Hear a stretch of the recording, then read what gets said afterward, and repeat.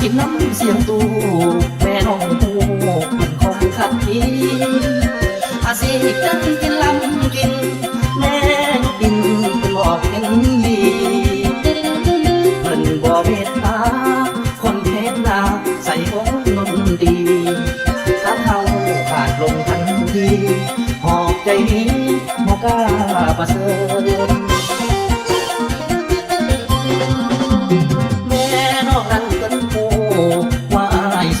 หาเงินหลายทาง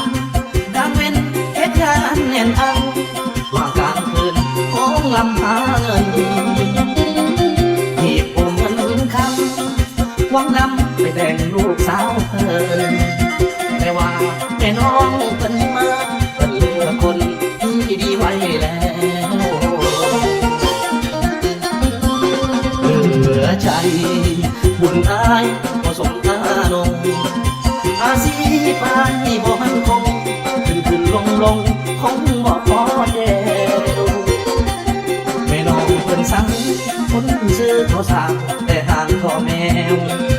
บัดนี้อายผิดหวังแล้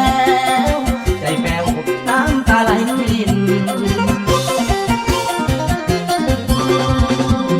หากินน้ำเสียงตู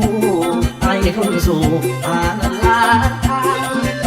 ระวังตาเงินแตกทางส่งขวางทางตักเลยสูญสิ้นแม่น้องบอกมา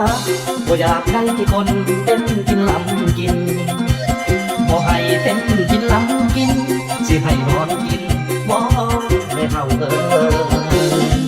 หลือใจบุญอายบ่สมอานงอาศีไปบ่มันคงขึ้นลงคงบ่พอแก้วแม่น้องเพิ่นสั่งคนซื้อเขาสั่งแต่ทางพ่อแมวบัดนี้อายผิดหวังแล้วใจแป้วน้ำตาไหลริน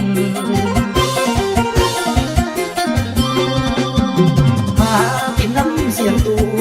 ไอ้ทนสู้หาเงินล้านทา